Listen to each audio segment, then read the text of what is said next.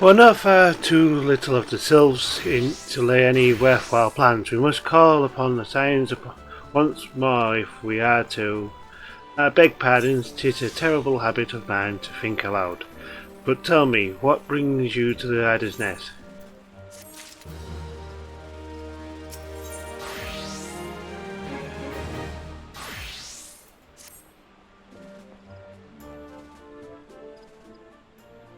Well, if it isn't Private Longstrider reporting for duty, that's the zeal I like to see from an enterprising young serpent. Good evening, Commander. Sorry to disappoint you, but other business brings us here today. Ida and Papalima, always a pleasure to see the two of you. My men tell me you question the name of the signs of late. Right, Sir Commander, a little bird told us that the Twin Adder was in need of our adventuring prowess. Aye, your little bird sings true. No doubt you've heard that we are investigating the Sylphs. That curious beast tribe that calls the depths of the Twelve Woods home. The Sylphs are, for the most part, a peaceable bunch, much to the delight of the elder Cecia, who has no desire to see her people embroiled in yet another fruitless war. The Twin Adder is of the same mind, and 'tis precisely for this reason that the Sylph's relation to the primal Ramu has raised a flag of warning amongst our ranks. Friendly as they may appear, beastmen will be beastmen. Should there be even a sliver of a chance that the summoning of the primal might disturb the balance between Gridania and Sylphic tribes, it is a possibility we cannot ignore. Better be safe than sorry, indeed.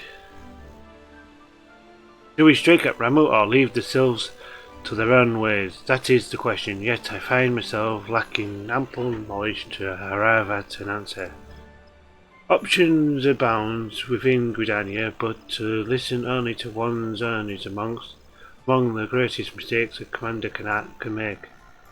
I would hear from the other side, the Sylphs themselves, and seek an impartial party to serve as my liaison. That is where you, Scions, come in. The Sylphs of Little Solids remain untempered and have held many a productive dialogue with our people. I would hear their candid thoughts on their tempered brethren.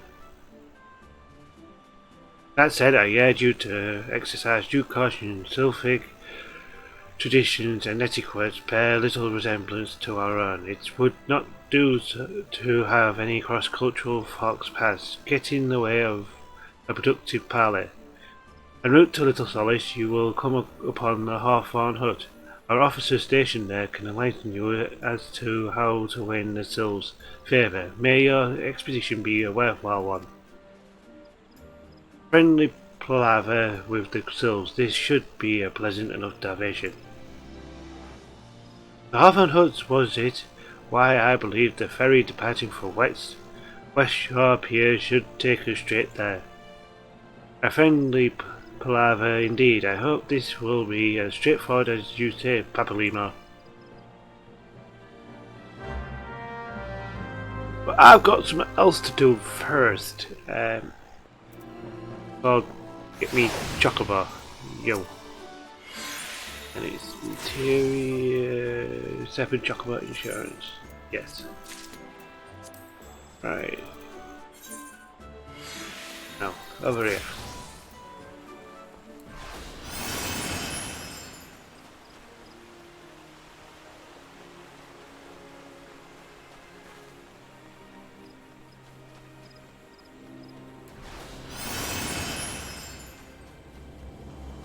Let's see, Singer. Want the bear's issues, you said? Then I need to see your Serpent Chocobo insurance. Okay, now that hand over.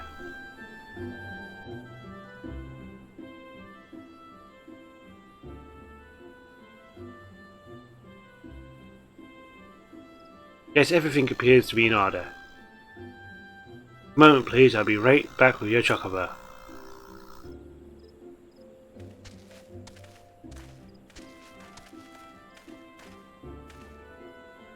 And here he is. The fellow has been in high spirit the past few bells. He must have sensed that his master was coming. Now then, to make it official, you'll want to give your noble steed a name. Where?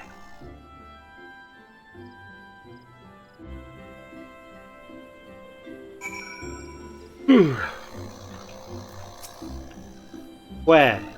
You're gonna be Bob. Yes. Where? Okay, let's see. I dare say he likes his name. Here is your very own chocobo whistle. Simply blow it into it and your feathered friend will come bounding to your side. But do not forgive him if he doesn't respond when summoned in crowded cities. Areas of monster-infested glades. Chocobo are stout-hearted creatures, but they have their limits.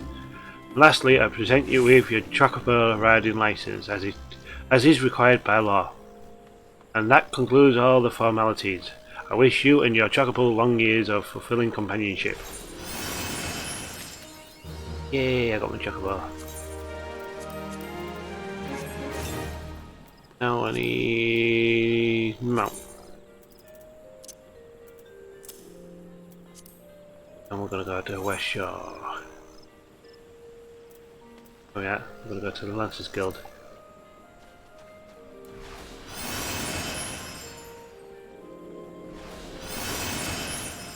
Infinite Lancers Guild.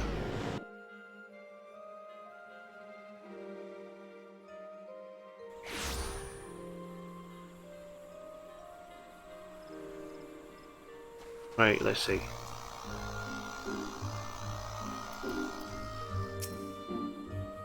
The ferry docked at the base of this hill will carry you across the lake to the Shroud.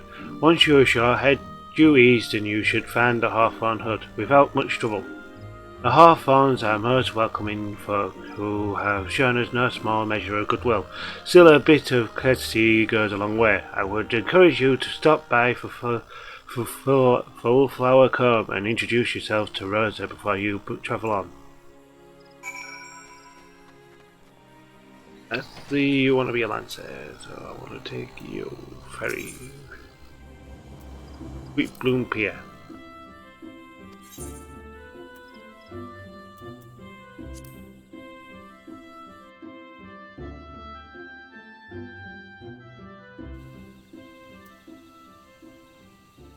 Right, let's begin with the mountains.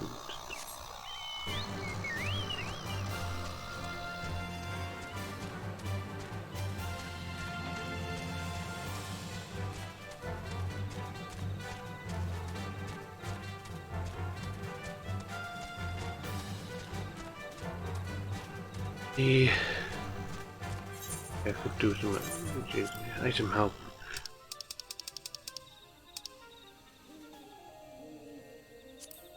It was a bit big. I don't like it having huge and taking up everything. There he is. There's Rosa Hawthorn. What you got? An adventurer. Thank the 12 you couldn't have come at a more opportune time. Please, you must help us. Why, it's our bees. The poor little dears are under attack by a murderous swarm of hornets. These beehives are our livelihood. You must save them. Okie dokie. We have one. Let's kill whatever.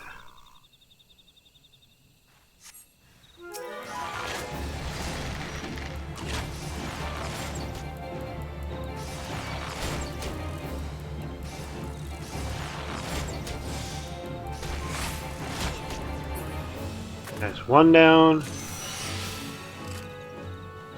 And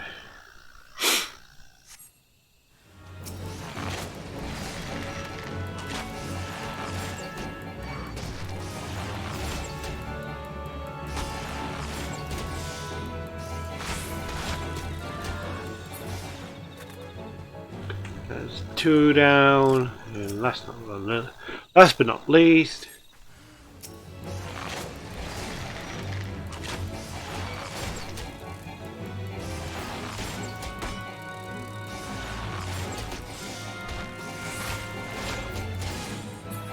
And that's free.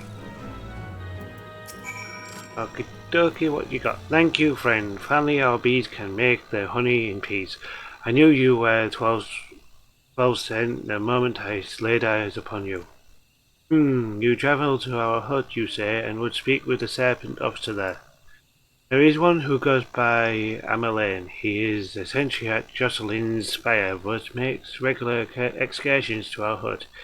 He's quite enamoured of our honey and the tales of my husband Rolf, who I've found him to be tight-lipped around earth he's unfamiliar with.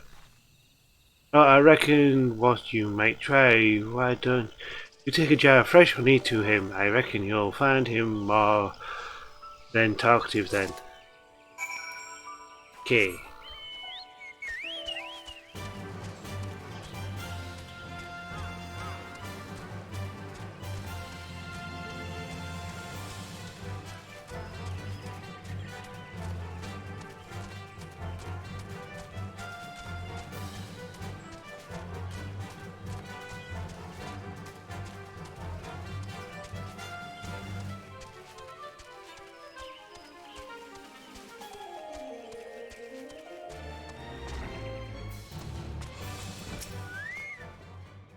Indeed, I am Adeline of the Twin Adders. Your face is unfamiliar to. You have a present for me, you say? Fresh honey. A jar of rosa honey and freshly harvested to boot. You certainly know how to make a first impression, friend. Ah, so you are the adventurer of whom the commander spoke. Do forgive me for being cursed. My stomach was rumbling something fierce. My word, this honey like liquid gold. Ahem, forgive me, you have come to discuss not honey but sylphs. For all their whimsy, they are a wary lot, particularly since the Empire has come to the Shroud. And their trust, however, and they are as friendly as any foe. They have their quirks, but so do we all know. Would you know more, you'd do well to speak to Rosa's husband here, Rolf. He's forgotten more about the sylphs than I've ever known.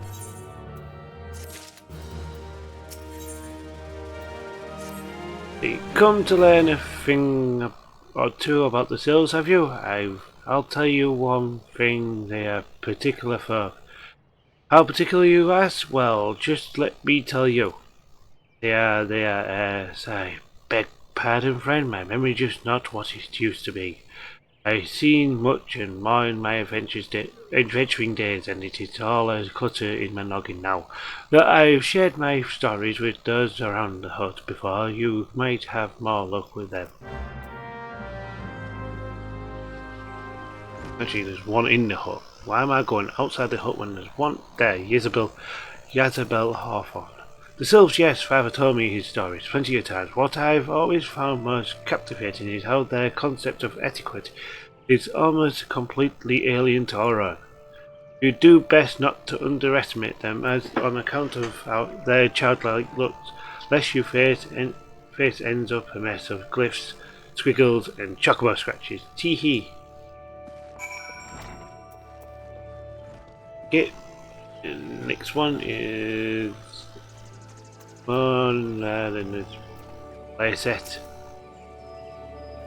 The quickest way to equip a woman's heart might be through her stomach, but don't even think of trying to foist your foodstuff on a sylph. They sustain themselves simply by bathing in the sun, or so Rolf once told me. So offering them food's no good. Don't insult them because you end up like that. The sylphs, irreventable tricksters and troublemakers, that's what they are. One day they are drawing marbles, faces on our masks. The next they're sending our young sentries falling to the bottom of a ravine. Tell him to stop and he'll just laugh at you. Rolf claims they have no ill will, but I dare say such pranks are no laughing matter.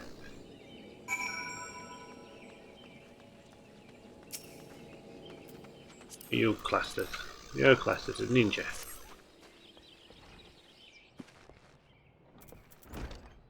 Yo.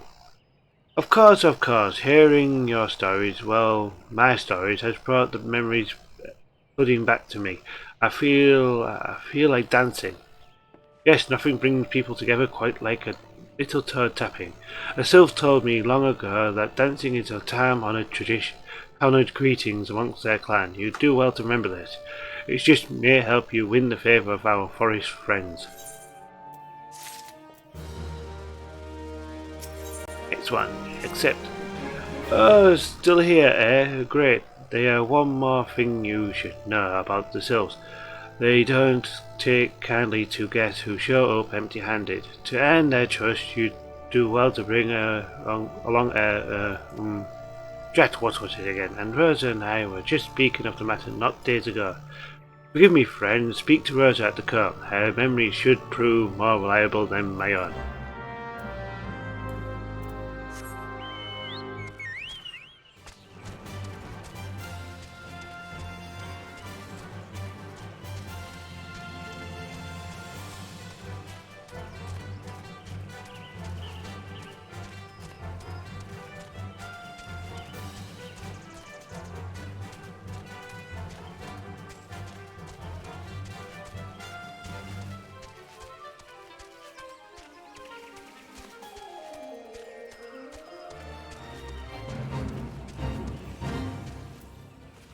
Level 11.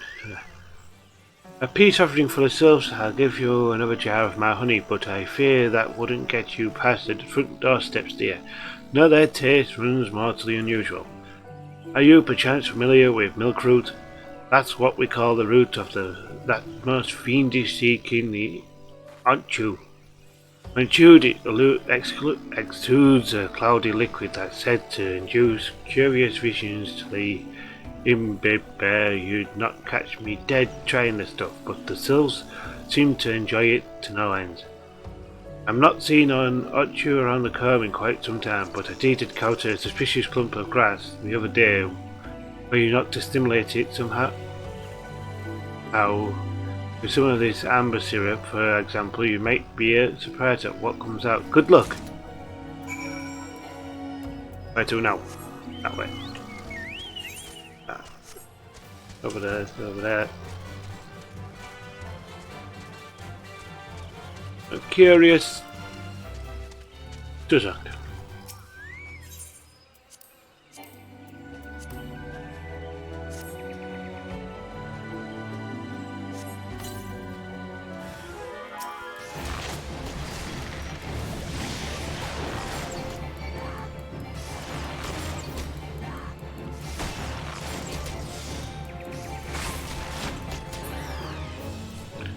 That's him dead.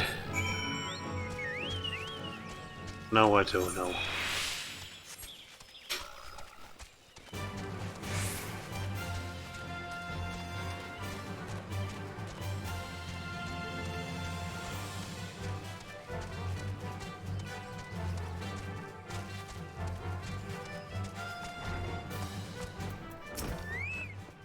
Ah, you are back. Why, was my wife able to direct you to a suitable offering? Andover. Milkroot, but of course those sylphs quaff that cloudy stuff as quick as I do a flagon of mead. The effect's just about the same as well. Any road, a gift of milkroot would have the sylphs calling you friend insist in the moment they lay eyes on it. Now let me wrap that up for you. I'm starting to feel a bit woozy. And now I've got another quest over there to get another thing, which will...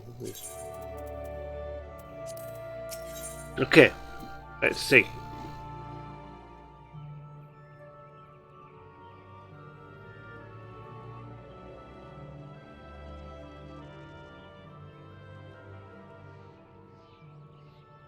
I'm taking the liberty of wrapping your milkroot well and good. This should keep it nice and fresh, not to mention spare you from the god-awful stench.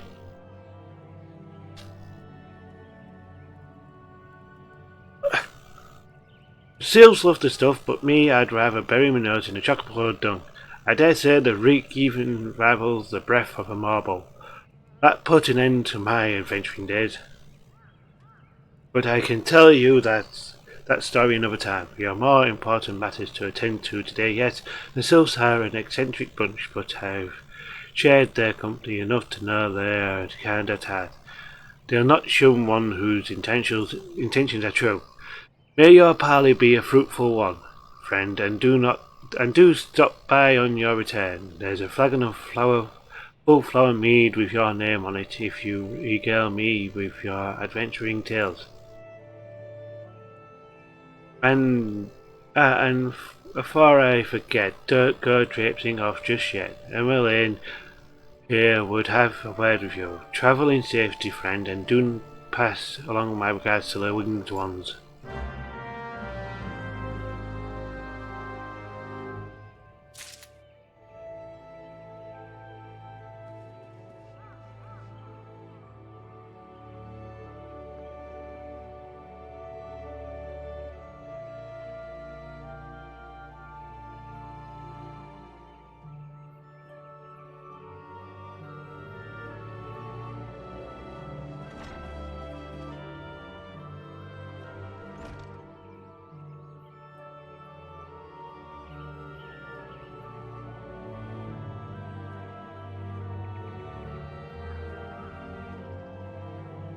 Right, what next? Next is you. No, not you.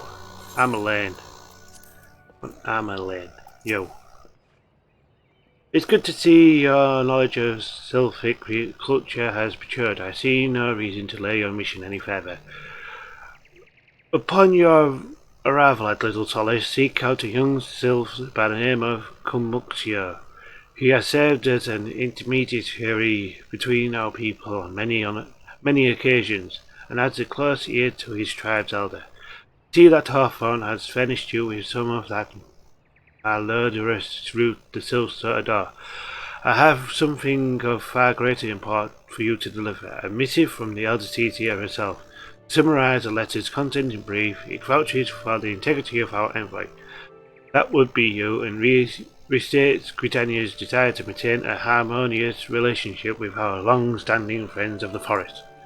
The war with the Ixtal has taken a toll on our resources. We can ill afford to get mired in another conflict. I need not impress upon you any further the importance of this mission. May the 12 see you return with good tidings. On to the mouth.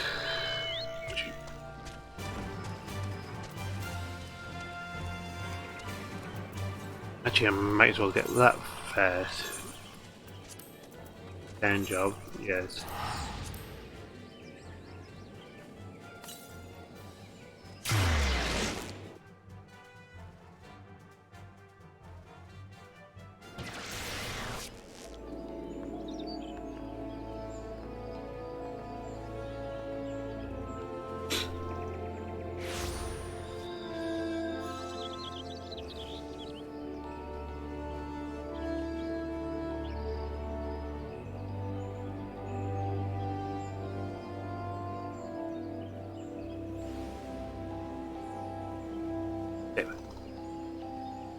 Let's see.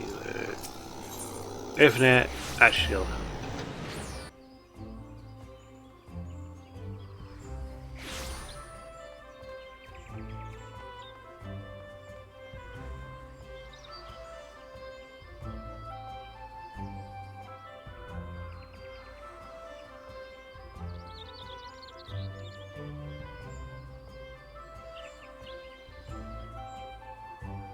Right, let's see.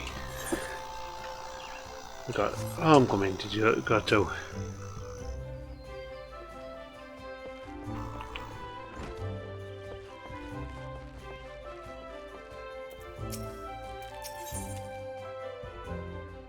New product, not does not. New meh. In that first. Temu, I had hoped you would have come. You may be able to help. I am concerned about Leigh and Sylvia. It shows signs of losing perspective, and well, mayhap it is best you see for yourself. I cannot help but feel that both would benefit from your counsel. Consider this a personal request, Temu.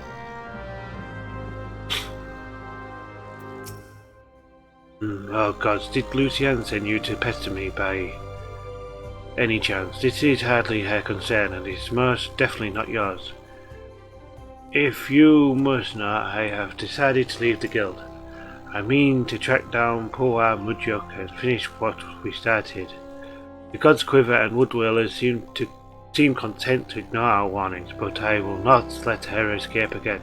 I already made that mistake once, and it cost me my place in the gods Quiver.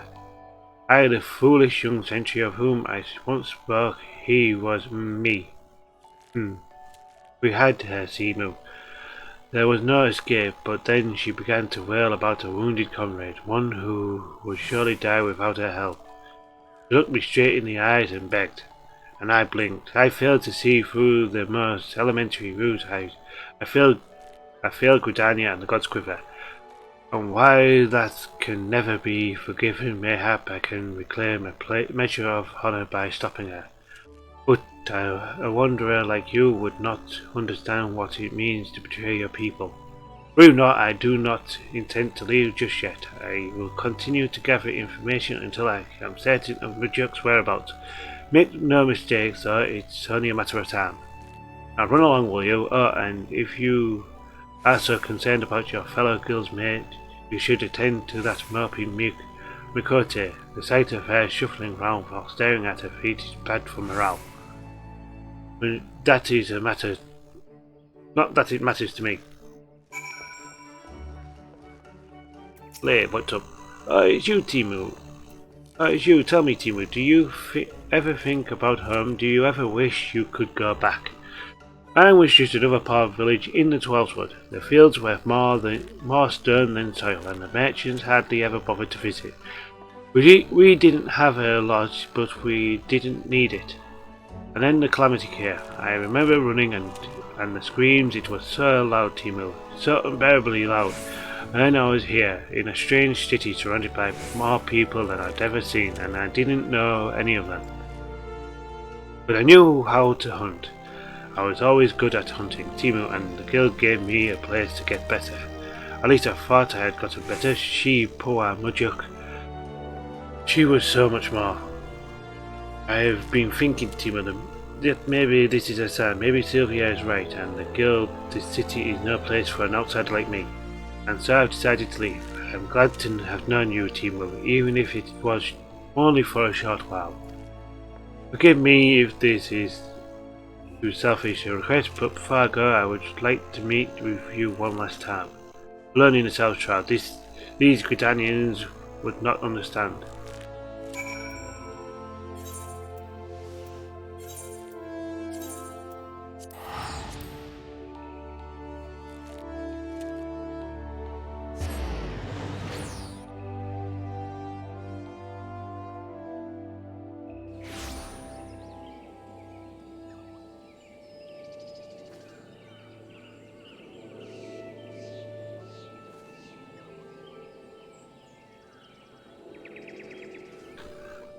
Okie dokie, what are we doing?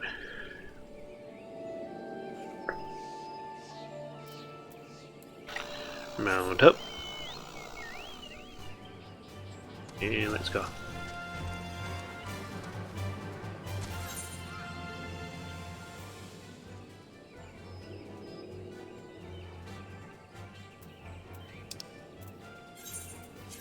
Yeah, I went to the wrong place.